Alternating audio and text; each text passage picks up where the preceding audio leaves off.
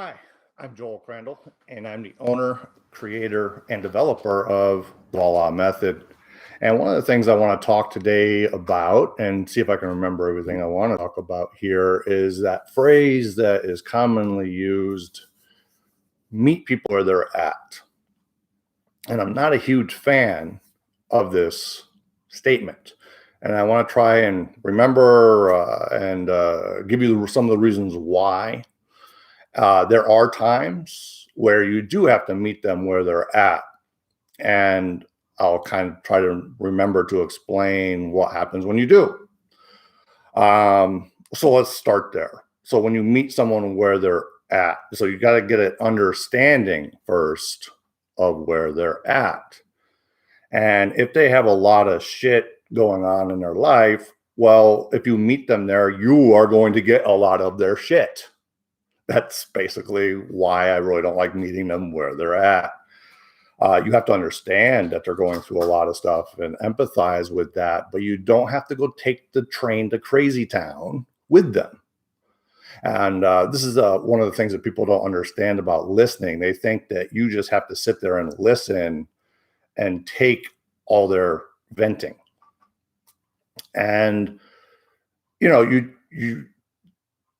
venting for someone is good, but they don't have to dump all their crap on you and you have to take it, right? You have to find that space within yourself to understand where they're coming from and then meet them there, right? We can talk about that.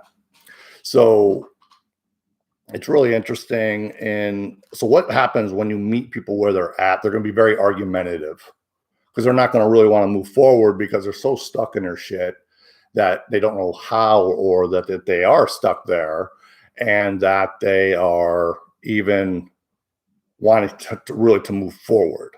Okay. So that's one of the reasons why I really don't like meeting people where they're at, but you don't want to talk way above them either. But I look at this as one of my college professors. He would answer your question just slightly above your head. And he would ask, do you understand what I mean? And of course you go, yeah, I understand. You got maybe a little bit of it. And then you're walking across campus and all of a sudden your light bulb goes off. You're like, oh, that's what he means. And this happens a lot in Voila. It might take years for you to really understand what I mean or what I meant in that moment. Another thing that happens when you meet people where they're at is they finally get to see it. So I kind of call that mirroring. You start mirroring their behavior and they really don't like it. And they start calling you nasty names or whatever. But what you're doing is just giving their energy right back to them as a mirror so that they can see it. And they really don't like it. So it's not really a reflection on you. It's their reflection of themselves. Okay. So we'll just use Voila because that's what I'm most familiar with. And we're doing a study group. And I asked the people in the group to do an exercise after the study group. Well, only one person did the homework. And of the others that did not do the homework, is they didn't think it was significant. They didn't think it mattered. They didn't think they needed to. Interestingly enough, it's been 6 months and they're all having trouble with men. It's really fascinating and interesting, but they still don't think that this tiny little exercise that I asked them to do is of importance because they can't see it. Okay. And in one person in particular, I was, trying to share like what the significance is, and in many different ways, and being very encouraging and to get them to do it. And I was still fighting against resistance. And finally, I'm like, all right, I have to meet them where they're at. So I'll start mirroring their behavior back to them. All of a sudden, they get very angry, really angry with me. They're like, well, that wasn't very nice. You could have done that a different way. So I just posed this question to them because I have this all written out and it's, for public viewing for the people in the village to see it. I simply said, can you imagine, or can you even see that you missed like the 8 to 10 different ways I've tried to express so you could hear, so you could understand, and you never heard them? You never saw them? You couldn't read them because you're only reading them from the level that where you're currently at, and their jaw just dropped open like that never even occurred to them. But once they saw themselves being mirrored, they could see it. And then they start lashing out at you. So it's really interesting. So again, it's really why I don't like meeting people where they're at, but you sometimes do have to meet them where they're at so you can get them to move forward, or more importantly, see if they want to move forward. If they don't want to move forward at that time, that's okay. You just cut the conversation short. And you're like, because you're not going to get anywhere, because they're going to just be argumentative. They're going to be dismissive. They're going to think that they know better than you do. It's just really interesting psychology that happens. So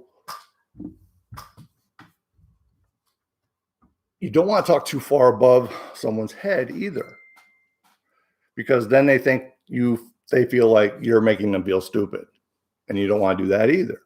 Right? So you want to try and find that common ground that may be slightly above where they're comfortable, to see if they want to move forward to that space or not.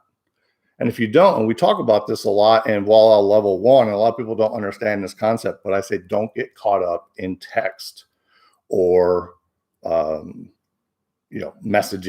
on Facebook or whatever, battles with people or in posts. Just do like 2 or 3 and say, okay, have a nice day.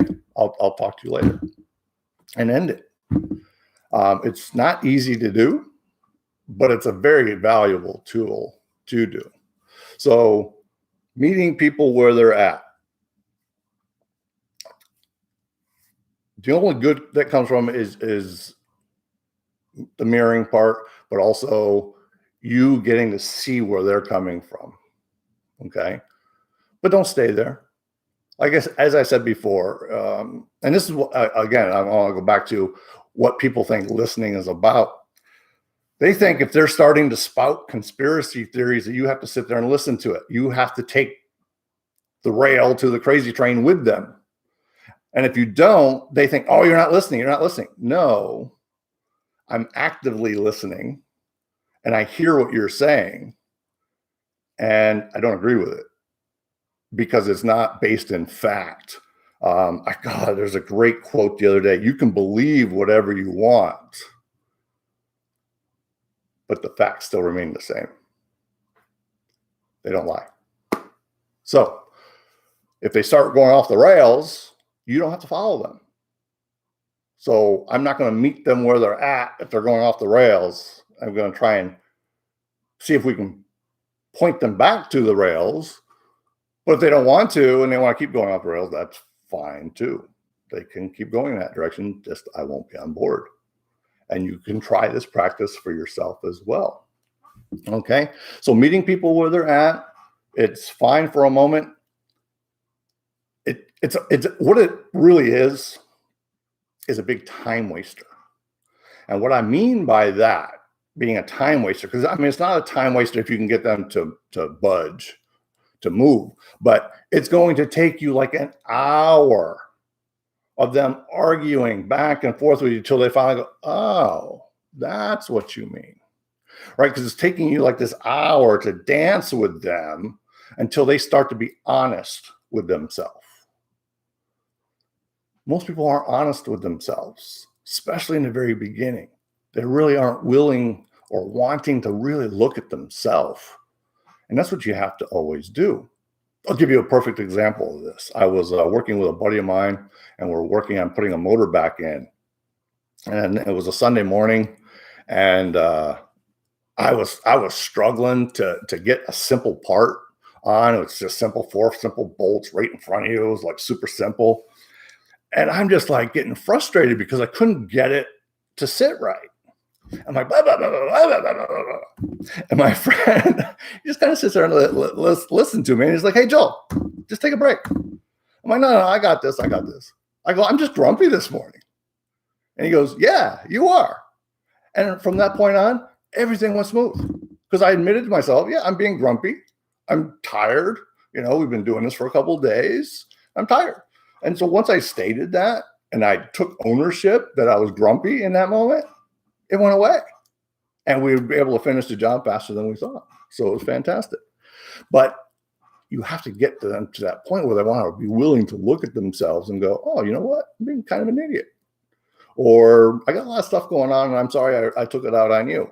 But it will take like an hour to get there. And sometimes you just don't, you can't do that with everybody. You don't have that time, you don't have that energy, you don't have that space, But if someone's willing to put in the work, I'm willing to put in the time.